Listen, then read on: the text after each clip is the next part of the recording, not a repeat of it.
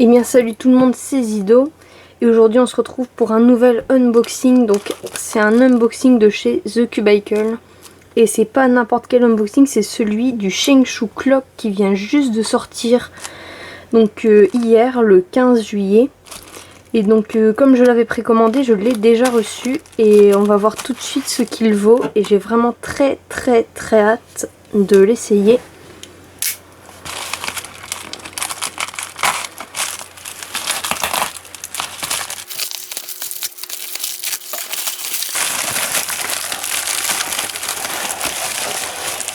Donc en premier on voit ceci, donc en fait j'ai pris un mat avec, donc de The Cubicle. Voilà, j'ai acheté ça. Donc au début je le voulais en blanc mais il l'avait plus en blanc, donc je l'ai pris en rouge. Je le trouve très chou, je le pensais pas si grand. Enfin il est petit hein, mais il est plus grand que ce que je pensais, j'aime beaucoup. Ça c'est voilà. Et maintenant, ça c'est des trucs... Et le voilà, le fameux clock Shengshu. Alors déjà la boîte elle est très bien. C'est assez rigolo le packaging avec la meuf là dessus. On va l'ouvrir maintenant. Oh, j'avais vraiment trop hâte de le voir.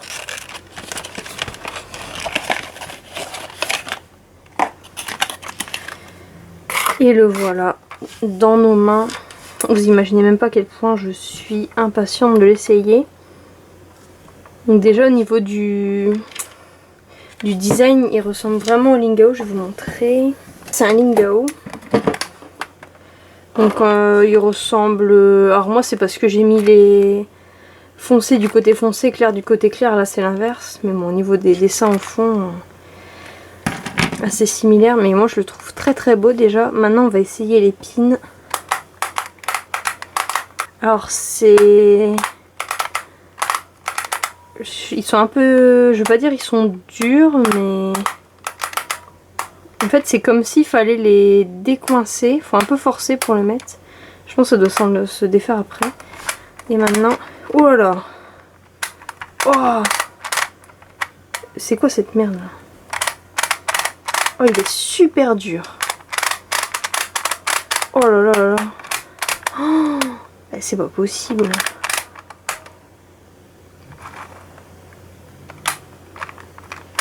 Oh là là là. Non mais c'est... Il y a un problème, c'est pas possible.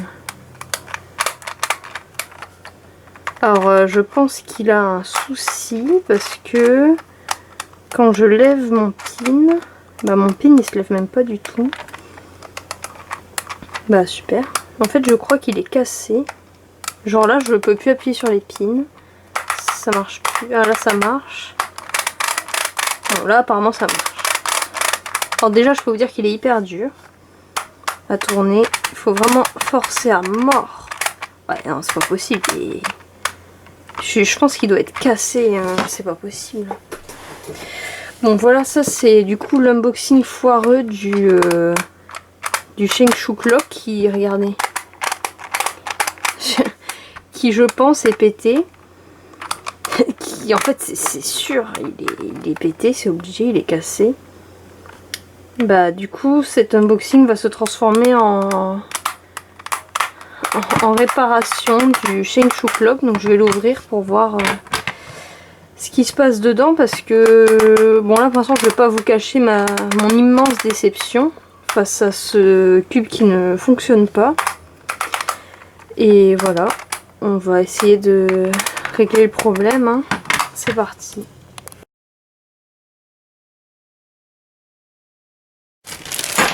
Donc c'est parti. Donc en fait, bon, on va quand même trouver des points positifs. Pour le démonter, on a juste 4 vis à enlever. Alors que sur un Lingao Clock comme j'ai là modifié, voilà. Et ben en fait, il faut casser le côté. Et c'est pour ça qu'il y a du scotch en fait. Il faut casser le côté pour le démonter. Alors que là, on a juste à le dévisser. On n'a pas à casser cette partie là. Pour ceux qui connaissent, ils comprendront. Sinon en fait c'est juste que, en fait à la base il n'était pas fait pour s'ouvrir le Lingao. Alors que celui-là, il est fait exprès pour qu'on puisse le démonter quand on veut.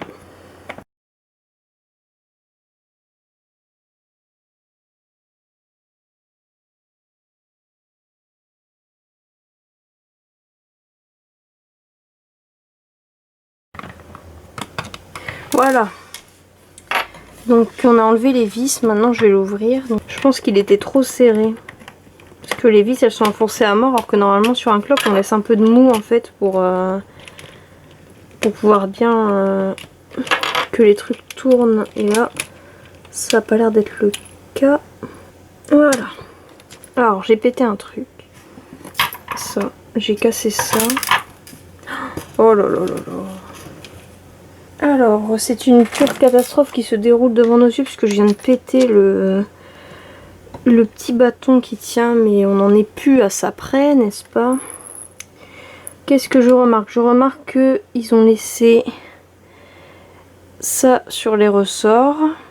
Normalement, ça, je sais pas si... En fait, normalement, ça fait bloquer, mais comme ils sont repliés, j'imagine que ça bloque pas.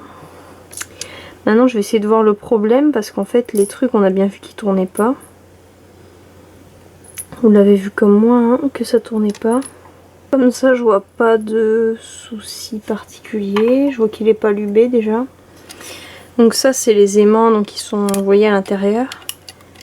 À ce niveau-là, il n'y a pas de problème. Alors, je vais essayer de le luber et j'hésite à couper ça. Parce que c'est peut-être pour ça que ça marche pas. Je suis de retour avec une pince coupante. Parce que... Excusez-moi, je suis un peu essoufflée. Je vais découper donc chaque bout là qui est tordu. Je vais le découper parce que je soupçonne que ce soit à cause de ça que ça marche pas.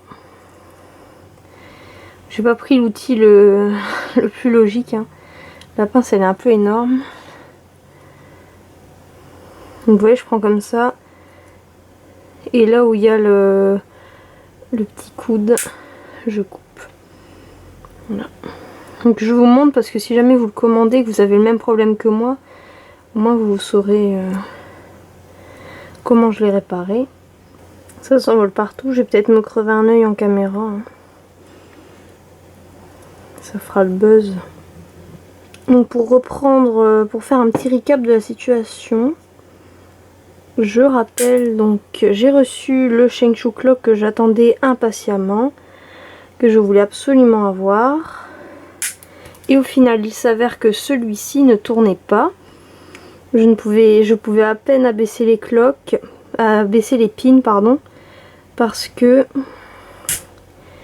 les roues, donc ça, ne tournaient pas.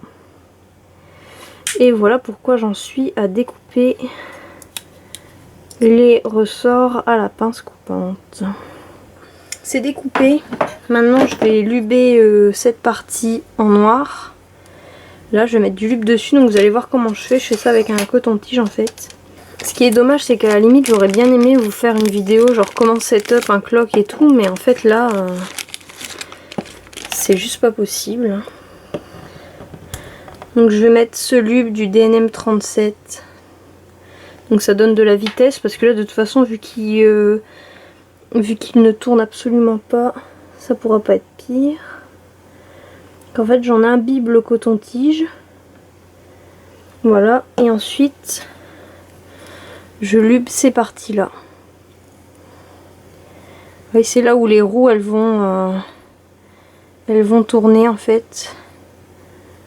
Et à chaque fois que je fais ça, normalement on sent carrément la différence. Et là, vu l'état commence à tourner, je pense que ça pourra pas être pire. Donc pour ce côté, je vais prendre l'autre côté de mon coton-tige.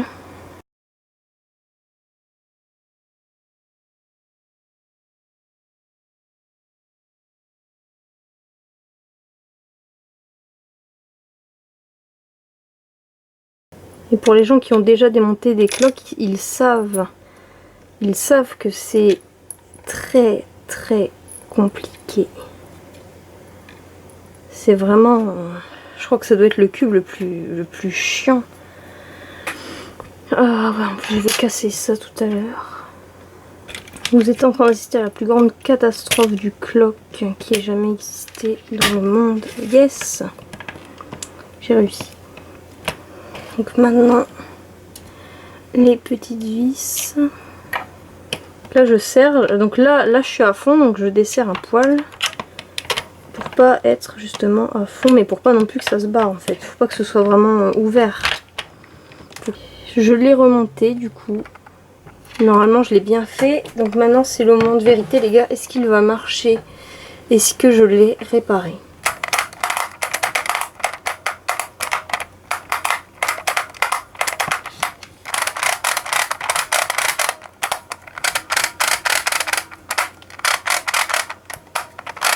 Alors là, il n'y a rien à voir avec tout à l'heure.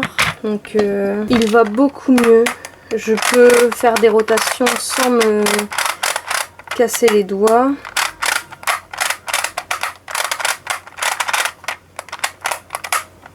Il y a encore des petits bugs. Par exemple là, vous voyez là, quand c'est pas parfaitement aligné, je peux pas baisser le pin. Mais ça, à mon avis, il faut un peu le roder aussi, c'est-à-dire faire plein de solves. Et je pense que ça ira mieux après. Mais pour l'instant, comme ça, sorti de la boîte, il est pas parfait. Il est pas très bon. Voilà, sorti de la boîte, là, je suis désolée, il est pas bon. Il est pas bon. Donc ce que je vais faire, c'est que je vais faire des solves avec.